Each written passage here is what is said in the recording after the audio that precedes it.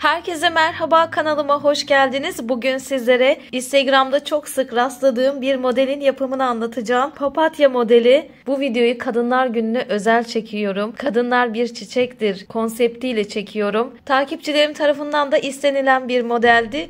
Ben de sizlerle paylaşmak istedim. Hemen kullandığımız malzemeler ile başlayalım. Şöyle 3 çeşit boncuk kullanacağım. Büyük olan 10 milimlik, küçük olan 6 milimlik. Damla incim ise boyutları 14'e 6. Boncuklarım haricinde esneme yapmayan 0.35 numara misine kullanacağım. Niçin yapacaksanız onun aparatını yanınızda bulundurun. Bir de kesmek için makasa ihtiyacımız olacak. Yapımına geçmeden önce kanalıma abone olmayı, like atmayı, yorum yapmayı, bildirimleri açmayı lütfen unutmayın. Katıl butonundan atölyeme desteklerinizi de bekliyorum. Papatya yapımına başlayabiliriz. İlk olarak misinamı şöyle ikiye katladım. İki tarafını da kullanacağım.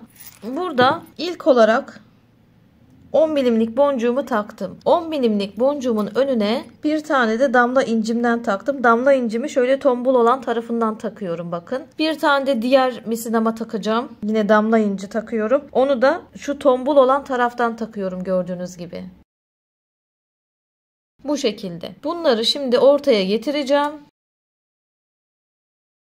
Durması gereken pozisyon bu. Damla incimin birisinden bağlama yöntemiyle misinama bağlayacağım. Bağlama yöntemini anlatıyorum. Bu yöntemi kullanacağız daha düzgün durması için. Aynı taraftaki misinayı sadece damla incimden geçireceğim.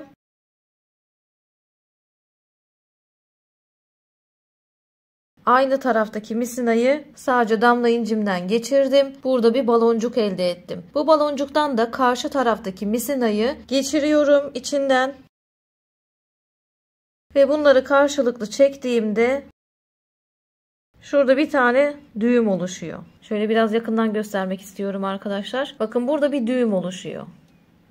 Bunu şu misinamın bulunduğu incinin içerisine çekiyorum.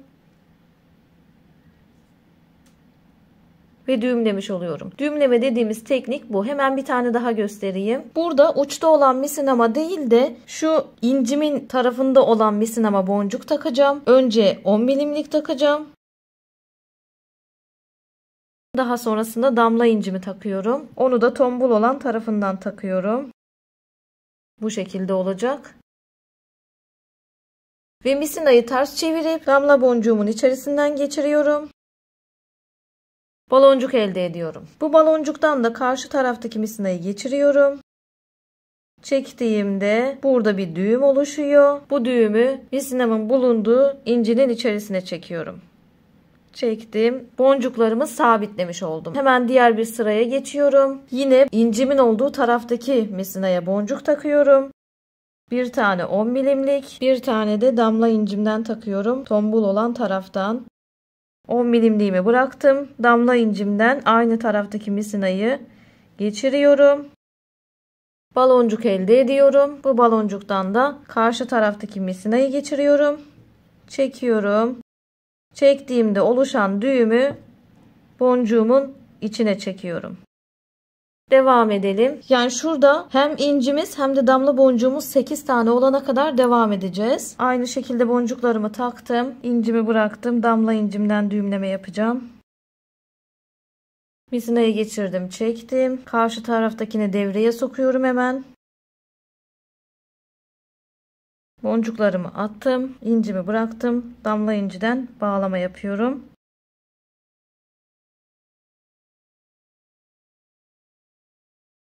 Boncuklar takıldı. İncimi bıraktım. Damla incimden bağlama yapıyorum.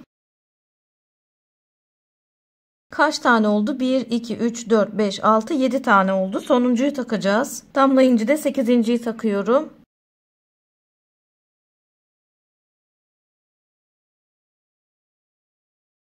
Sekizinci de tamam. Şimdi şunları da 8'e tamamlamam gerekiyor. 1, 2, 3, 4, 5, 6, 7 tane var. 8. için bakın şu içeride kalan misinama hiçbir şey yapmıyorum. Şu an yukarıdaki misinaya bir tane 10 milimlik boncuk takıyorum.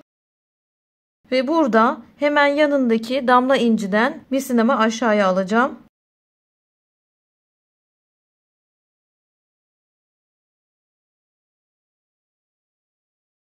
10 milimlik boncuğumu da buraya sabitlemiş oldum. Şu an bir tane misinam buradaki damla incide, diğeri buradaki damla incide aşağı indiğimde. Bakın ikisi de farklı incilerde. 2 misinayı da birleştiriyorum ucunu. 2 misinadan birden geçiriyorum.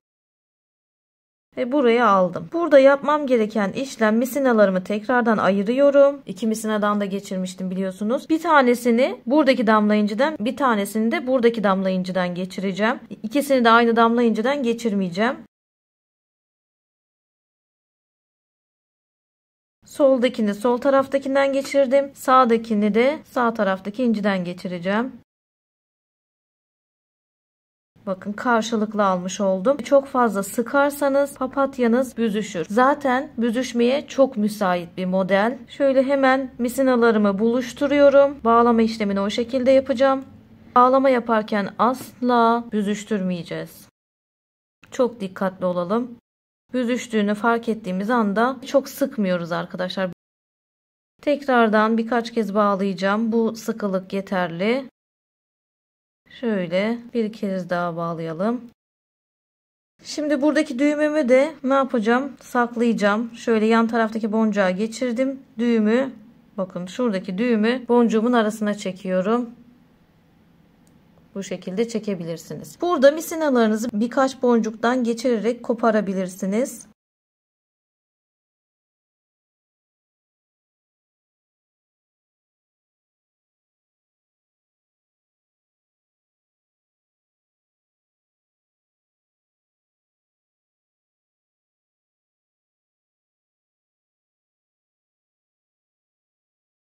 Şöyle birkaç boncuktan geçirdim.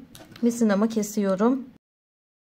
Diğer taraftakine de aynı işlemi yapıp gelelim hemen. Ve papatyamız hazır. Bunu aparatını şöyle bir boncuktan takıp sıkıştırabilirsiniz. Yapımında da zaten kullanılan boncuk sayısı belli. 8 tane damla, 8 tane 10 milimlik, bir tane de 6 milimlik gold inci kullandık. Şöyle ben boyut olarak da yine de sizlere göstermek istiyorum. 4,5 santimlik bir boyutu var. Ben de başta söylediğim gibi Kadınlar Günü'ne özel bir çalışma olsun istedim. 8 Mart Kadınlar Günümüz kutlu olsun. Sizlere sadece nacizane bir tavsiyede bulunmak istiyorum hanım kardeşlerime. Biz kadınlar olarak okumak zorundayız. Bunu sadece meslek sahibi olmak ya da olmamak, çalışmak ya da çalışmamak için değil, çakralarımızın açılması için okumak zorundayız. Kaybolduğumuzda içinde bulunduğumuz durumdan çıkabilmek için, bir çıkış yolu bulabilmek için okumak zorundayız. Umarım hanım kardeşlerim önce eğitim diyerek yola çıkarlar. Bu şekilde ilerlerler. Bu şekilde devam ederler. İzlediğiniz için çok teşekkür ediyorum. Sizler de beğendiyseniz kanalıma abone olmayı, beğenmeyi, bildirimleri açmayı, yorum yapmayı lütfen unutmayın. Bir sonraki videoda görüşmek üzere. Hoşça kalın.